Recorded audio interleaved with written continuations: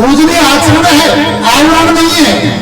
जब माला छापा तिलक सरे में लेकर काज हम बैठ जाते हैं, तलक लगाना गला, कल से हम लौट भी रंगीन हमारा पीला कलर का, क्योंकि रंगीन आवरण बनाएंगे, बढ़िया कपड़े पहनेंगे, लोग कहेंगे पंडित जी पधारे, आओ ढोक दो।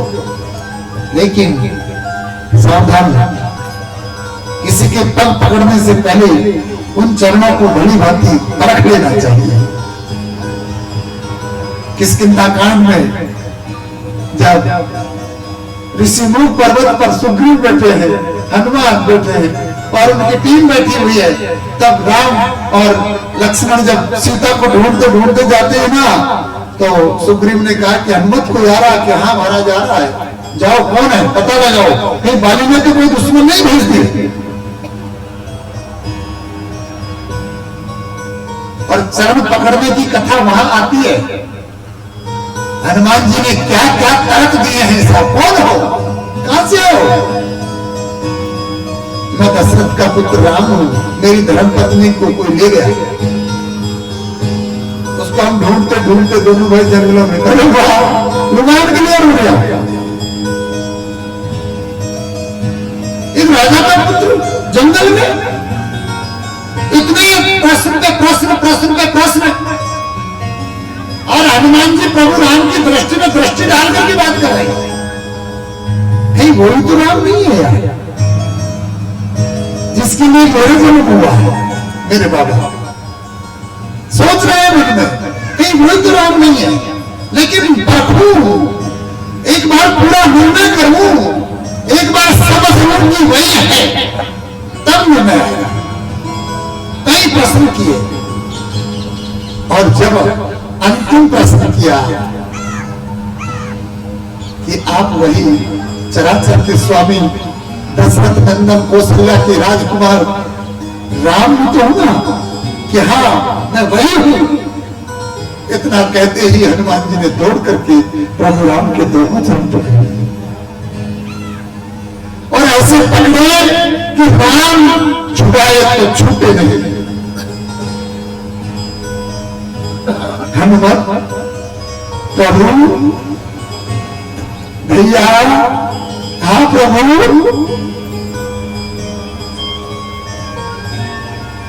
भैया, हाँ प्रभु, छोड़ोगा नहीं प्रभु, अब चरण नहीं छोड़ूंगा। जितना हृदय का भाव था आंखों से बाहर आया, खूब रोए हनुमान जी, हाथ जोड़ करके प्रभु राम ने सीने से लगाया, दूर किया तो हनुमान बिल्कुल आंखों से अश्रुपात करके प्रेम में मगन थे। लक्ष्मण परेशान हो गए, भैया ये कौन है? कि हनुमान है। कि इतना प्रेम, कि कितना, कि आप इससे कितना प्रेम कर रहे हो? लक्ष्मण मैं इससे आपसे भी दुगना प्रेम करता हूं।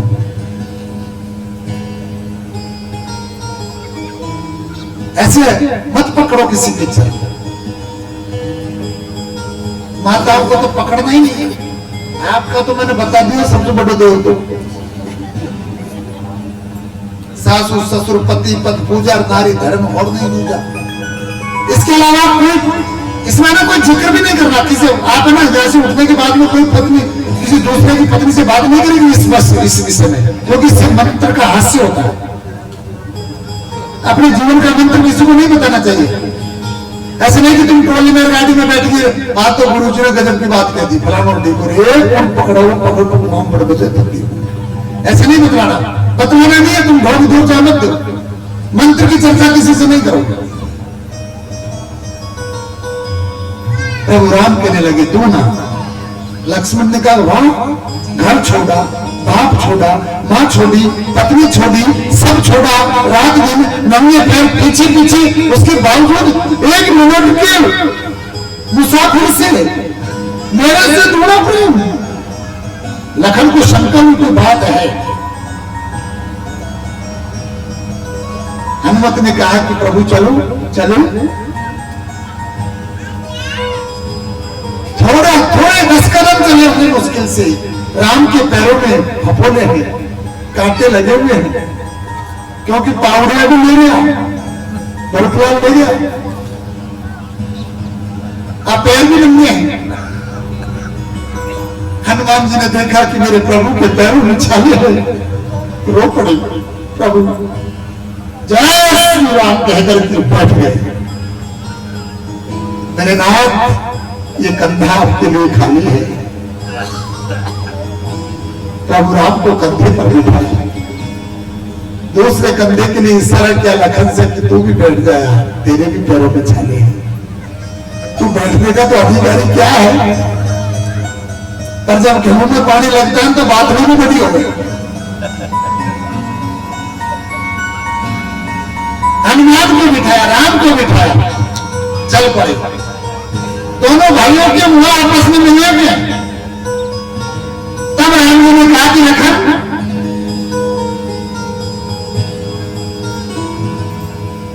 करहूं प्रेम लक्ष्मण ते दूना, तेरे से दूना प्रेम इसलिए कर, हनुमत से मैं दूना प्रेम इसलिए करता हूं कि तुझे ज्यादा तो नहीं, लेकिन 12.5 साल हो गए मेरे साथ साथ रहते, और मेरे पैरों के छाले और इसमें रक्त बहते।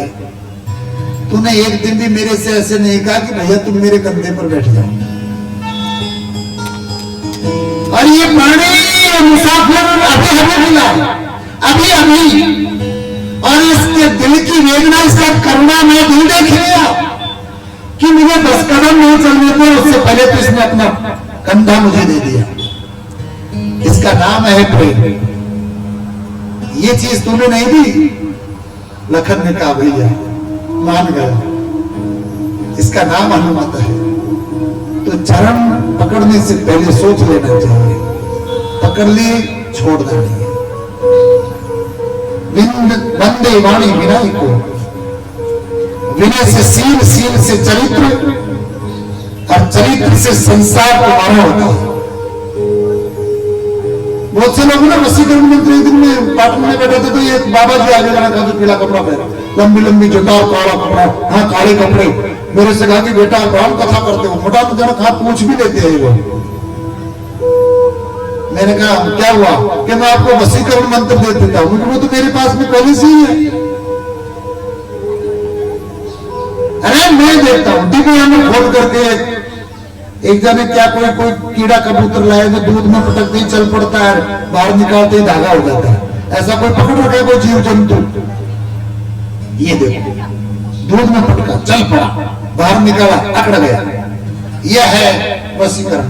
मैंने कहा नहीं बाबा, आप गलत चीज का व्यापार कर रहे हो, आपको वसीकरण का पता नहीं। आपने काले वस्त्र पहने नहीं, गलत पहने हैं, आप इस वस्त्रों में उलझ गए, मुझे ऐसे लगता है। बहुत से लोग तो वस्त्रों में उलझे अभी तक, कौन सा पहनूं, कैसा पहनूं, ये करूं वो करूं। एक दिन एक संत मेरे दरवाजे पे आ गए, जो हमारे स्वामी जी के लिए चर्चा करने लगे। हमारे स्वामी जी तो सफेद कपड़े पहनते हैं, क्या नहीं, साधुओं का सर्वश्रेष्ठ जो वेशभूषा है वो भगवान। मैंने कहा बाबा जी आगे तो कपड़ा में उलझ रही है, तो ज्ञान का हो। जो आदमी कपड़ाओं की चर्चा कर रहा है वो भला परमात्मा को क्या जाने गया है। बाबा तुलसी ने वसीकरण मंत्र दिया है कि तुलसी मीठे वचन ते रस रूप जप चाहूं हो, वसीकरणी को मंत्र है तस दे वचन कठो। इतना सरल, और नॉर्मल इसको खरीदने के लिए हरिद्वार जा रहे वसीकरण मंत्र लेके आएंगे, वहां को देता। अरे मैं यहाँ दी दे रही हूँ बिल्कुल इस पंडा में बैठे बैठे। वंदे वाणी विनय को पहला स्वर भवानी शंकर वंदे श्रद्धा विश्वास रूपिण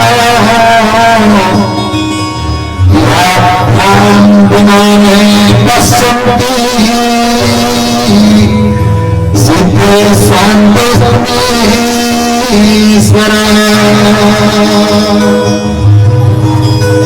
रामचरितमानस का दूसरा श्लोक, वंदे भवानी शंकर पार्वती और भवानी, पार्वती और शिव जी को स्मरण किया है बाबा तुलसी ने। ये दोनों श्रद्धा और विश्वास है। इसमें श्रद्धा पार्वती है, श्रद्धा विश्वास रूपिण है। श्रद्धा पार्वती है और विश्वास भोलेनाथ है। पार्वती का जन्म मरण है, श्रद्धा का जन्म मरण होता है, ये घटती है बढ़ती है। लेकिन विश्वास का जन्म मरण नहीं होता है। श्रद्धा अंधी होती है लेकिन विश्वास कभी अंधा हो नहीं सकता। और हम उल्टे चल रहे हैं। मैं कह रहा हूं ना, ग्रंथ उल्टे हो या हम उल्टे करते हैं जी। लोग अंधविश्वास में डूबे हुए नहीं, अंधश्रद्धा में डूबे हुए। विश्वास तो कभी अंधा होता ही नहीं है, परिपक्व है।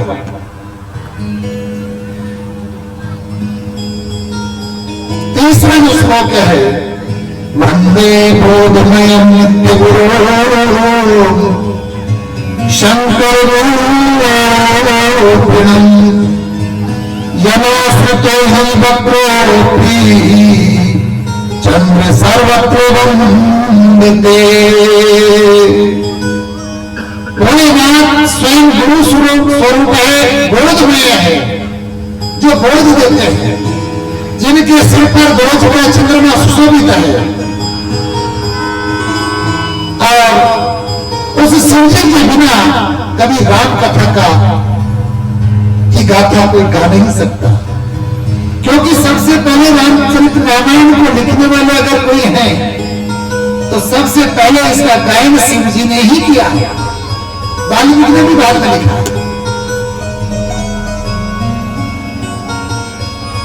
कई चीजें ऐसी है जो हमारी समझ से परे हो जाती है, जैसे वेद 5 है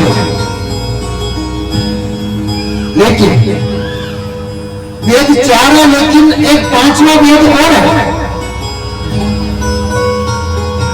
उसको न पंडित जानते हैं और न हम जैसे कथाकार जानते हैं, न कोई और जानता। उसको केवल वही जानता है जो परमात्मा का लाल है। उस वेद का नाम है सूक्ष्म वेद और वो विष्णु का रास्ता है। सूक्ष्म वेद अबला प्रतिकारक बिन कागज बिन सही, वो लिखा नहीं जा सकता बिन कागज बिन सही के।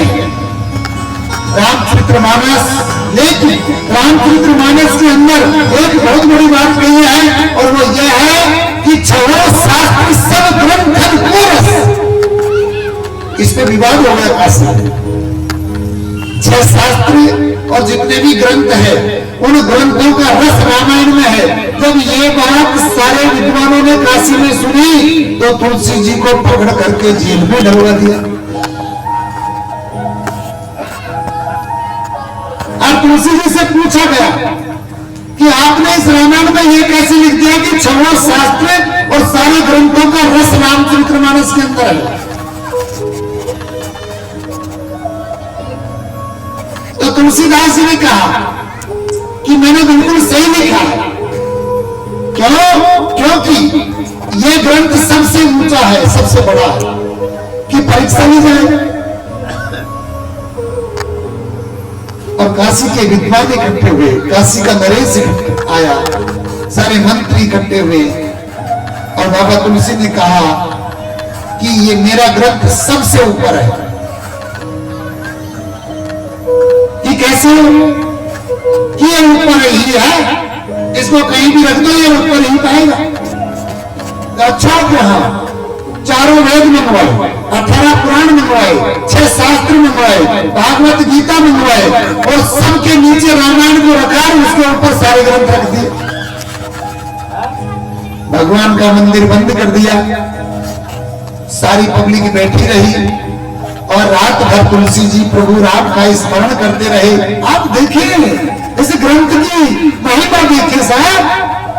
और प्रातः काल राजा के सामने दरबारा के द्वारा जब मंदिर का दरवाजा खोला गया तो पाया गया कि रामचरितमानस जो सबसे नीचे रखा था वो सबके ऊपर था, सबके ऊपर मिला।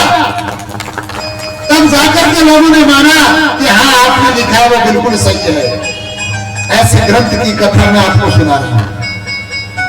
सीताराम गुण ग्राम पुण्यरण्य विहारिणे वंदे विशुद्ध विज्ञान कवीश्वर कपीश्वर। सीताराम के गुण गान करने वाले इस रामचरितमानस में दो वैज्ञानिक हैं। आज की भूमिका आप ढंग से सुनोगे ना तब जाकर के कल से कथा समझ में आएगी। दो वैज्ञानिक है, एक कपीश्वर है, एक कवीश्वर है। वंदे विशुद्ध विज्ञानो कवीश्वर कपीश्वर। एक कवीश्वर है जो वाल्मीकि है, एक कपीश्वर है जो हनुमान जी है।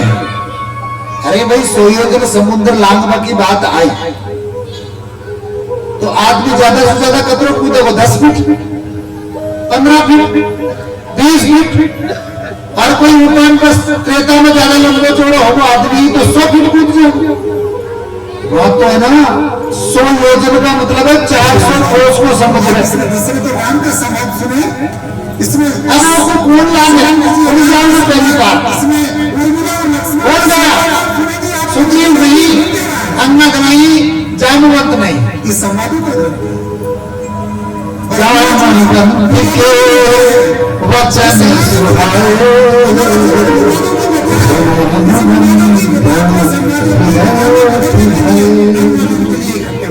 जामवंत ने जैसे ही हनुमान जी को ललकारा रे हनुमान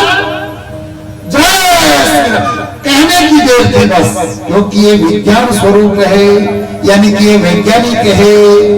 इतना कहते ही कनक भूदरा कार शरीरा समर भयंकर अतीब विशाल रूप धारण करके सुमेर पर्वत के ऊपर चढ़ करके जो छलांग लगाते हैं 400 कोस एक ही बार में पार कर गए। ये काम केवल विज्ञान, अरे चंद्रमा पर जावा को काम देना कोई संत महात्मा कौन कर सके, वैज्ञानिक ही कर सके। दो वैज्ञानिक, एक वाल्मीकि। राम जी को दो कला थी, एक कला तो विश्वामित्र जी ने सिखा दी, शस्त्र कला तो राम जी को केकई ने सिखा दी थी, क्योंकि केकई शस्त्र में निपुण है। शस्त्र चलाना तो केकई ने सिखाया। फिर दूसरी बला जो कला है, बला कला दो ही है, बला और अबला। बला जो कला है वो विश्वामित्र जी ने सिखाई और जो अबला की जो कला है वो वाल्मीकि जी ने सिखाई राम जी को। और अबला की कला से ही तो रावण मरा है, उसकी एक ही तो कमी थी अबला।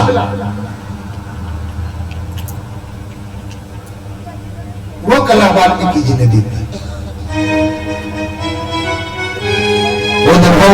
सहार काल निकले सहारनी सर्वश्रेष्ठ करी सीता तो हम सारे कलेशों का विनाश करने वाली रामायण है। रामायण कलयुग के जितने भी पाप दोष हैं सबका विनाश करने वाली है। रामायण केवल नाम आधारा सुमर सुमर नर उतरे ही पारा। कोई जब तब यज्ञ दीपक अगरबत्ती मंदिर कोई जरूरत नहीं है।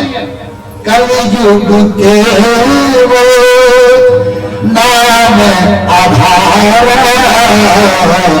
सुमर सुमर नर उतरे ही पारा। नाम पुराण निगमागम सम्मतम यद रामायण निर्गमतम गोविंदोऽपि स्वान्त सुखाय तुलसी रघुनाथ गाथा भाषाभिवं विमग्नमानति।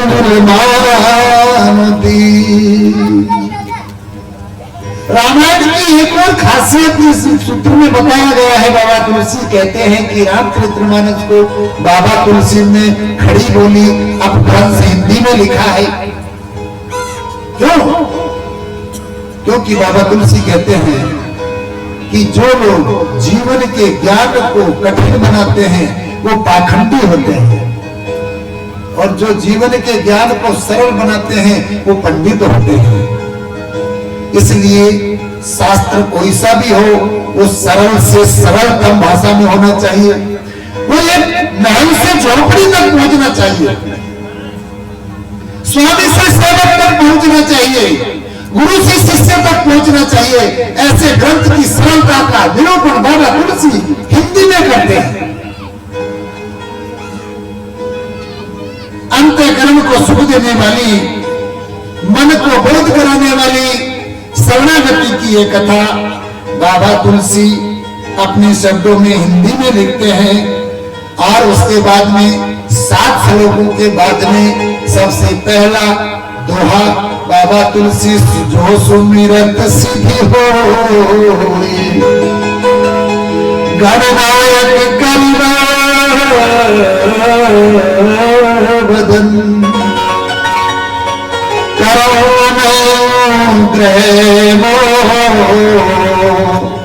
बुद्धिरास सब गुण सदन,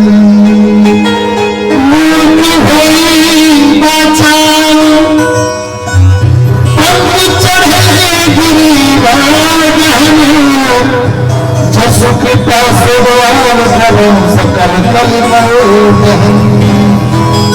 सबसे पहले गणेश की वंदना। अब आप लोग ईमानदारी से बताओ कि आप लोगों में से गणेश जी की मुलाकात किस किस आदमी से हो गई? उनको गणेश जी मिल गया। लंबोदरम चारुवक्षणम जाम्बुफलम, गणेश जी ऐसे है ना जिनका उदर लंबा है, मोदक का भोग लगाते हैं, शिव जी के पुत्र हैं, पार्वती जिनका लाड लड़ाती है। वो गणेश जी किस किस को मिले, नहीं मिले तो पूजा किसकी हो रही है? कहीं अंधेरे में तो तीर नहीं चला रहे हैं, कहीं आंधों के हाथ लाठी तो नहीं लग गई। अगर अंधों के हाथ में लाठी दे देंगे और कहेंगे कि लड़ो, तो वो लठ किसकी मारेंगे पता? मामो सामने आ गए तो फोड़ खोपड़ो, अरे काको सामने आ गए तो दलट। अरे दुनिया उल्टी करी जमाना मारे की समझ को नहीं आवे।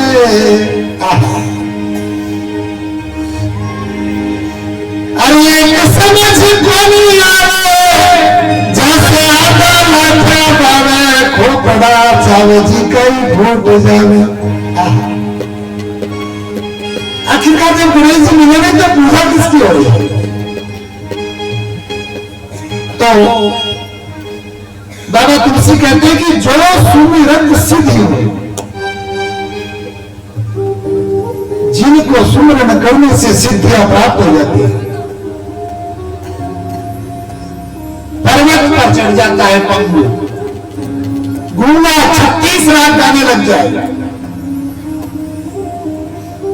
मूक वाचाल हो जाए, पंगु गिरवर पर चढ़े और कलयुग के सारे पाप नष्ट हो जाए। जिनके सुमरन से ऐसे गणपति की मैं वंदना करता हूं।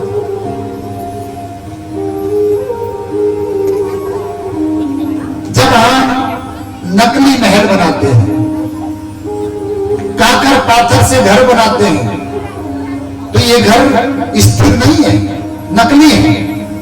जब नकली घर बनाते हैं तो नकली गणेश जी की स्थापना भी होती है। वो घर भी नकली और वो गणेश भी। अरे भाई, जब मां के गर्भ में ये मंदिर बना, ये महल बना है? अरे मारे ऐसा ऐसा महल बना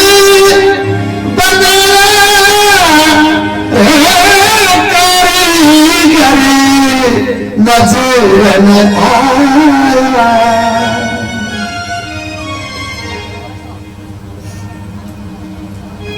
अरे पनी की बूंद की कही रचना रच गई सिरजनहार।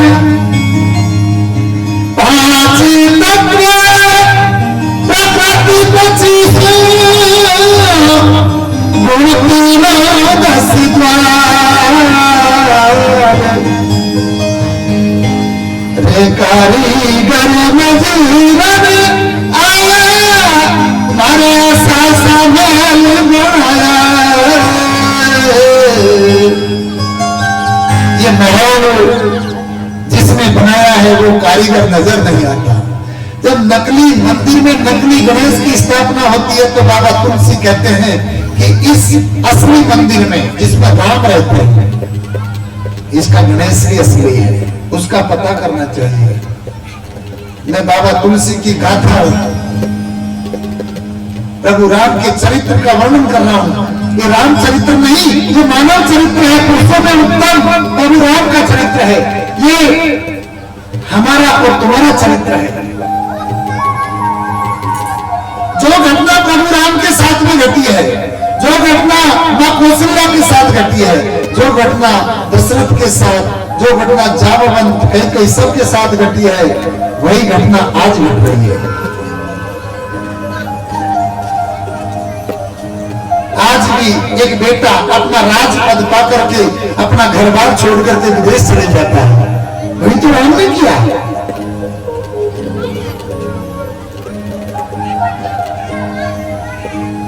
हमारे शरीर में गणेश है और उसका मूल कमल पर चतुर पाखड़ी गणपति जी हो गया।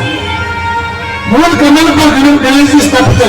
मूल का मतलब होता है शरीर के मध्य में, मध्य का मतलब होता है कि शरीर के गुदे के अंदर भगवान गणेश जी की स्थापना है और वहीं से सारे चक्र चलते हैं। गुदे में गणपति रहते हैं और गणपति के द्वारा ही। अब गणपति मोदक से प्रसन्न, मोदक का मतलब लड्डू नहीं होता। लोग ना बेसन का लड्डू जो डाले, ये पता नहीं ये अज्ञान कहां से आ गया। देखो कितना बड़ा अज्ञान है ये, और इसको इस अज्ञान को सारे जगत में लोगों ने परोस दिया और हर थाली में चल रहा है। मोदक का अर्थ बिल्कुल लड्डू होता ही नहीं है। मोदक मुदित शब्द से बना है और मुदित का अर्थ होता है प्रसन्नता देने वाला। ऐसा भोजन जो प्रसन्नता दे, खाने के बाद में नुकसान न करे। बेसन सरबतो गए खतरनाक भोजन ही गुण जिसको खाता ही कब्जी हो जाए, गणेश जी रोस्ट हो जाए 1 मिनट में। बेसन तो आदमी को वैसे डॉक्टर मना कर देता है, वो और आप गणेश जी ने लड्डू चढ़ा रहे बेसन का, ये सुराजी। अरे मोदक का अर्थ होता है प्रसन्नता देने वाला भोजन। आप करोगे तो आपका गणेश खुश रहेगा, यानी कि आपकी पाचन क्रिया बढ़िया रहेगी। पाचन क्रिया बढ़िया रहेगी तो रस बढ़िया बनेगा, और रस का मतलब होता है आनंद। अगर भोजन आनंद देगा तो गणेश जी प्रसन्न हो जाएंगे। गणेश प्रसन्न रहेगा तो रिद्धि सिद्धि होगी। विचार बढ़िया होंगे, बुद्धि काम करेगी, बुद्धि काम करेगी तो विचार बढ़िया होंगे, विचार बढ़िया होगा तो निर्णय बढ़िया होगा, निर्णय बढ़िया होगा तो कर्म बढ़िया होगा, और कर्म बढ़िया होगा तो फिर राम कथा हो जाएगी। बोल भाग्य बिहारी लाल की जय।